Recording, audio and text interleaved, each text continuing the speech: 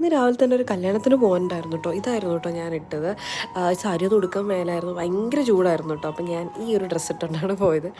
പിന്നെ ഇത് പീച്ചിയാണ് കേട്ടോ. ഞാൻ ആദ്യമായിട്ടാണ് ഇവിടെ പോകണം. എൻ്റെ അമ്മായിയമ്മയുടെ നാടാണ്, മമ്മിയുടെ സൈഡായിരുന്നു കല്യാണം. നല്ല രസമാണ് കേട്ടോ, മരങ്ങളൊക്കെ ഇടുന്ന രസമെന്ന് പറയാം സ്ഥലം കാണാൻ.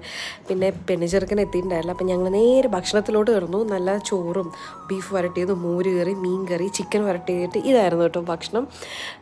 പിന്നെ ഇത് ഡയന, ഇത് പപ്പയുടെ അനിയത്തി വിജി ആൻറ്റീൻ്റെ വീട്ടിലേക്ക് പോയിട്ടുണ്ടായിരുന്നു. അത് കഴിഞ്ഞിട്ട് ഞങ്ങൾ പട്ടിക്കാട്. ഇത് ഡൂബി, ഡയന ഡൂബി. ഇവന് എനിക്ക് തോന്നുന്നു 8 മാസമായതുള്ളൂ കേട്ടോ. ഡയന ഒരു 6-7 വയസ്സായി. ഇത് വിജയൻ്റെയാണ് കേട്ടോ. വിജയൻ്റെ ഞങ്ങൾക്ക് വേണ്ടി മാങ്ങ പറിച്ച് തരാൻ വേണ്ടി കയറിയതാണ് മുകളിൽ. ഇതേ ഫെബിനുണ്ട്.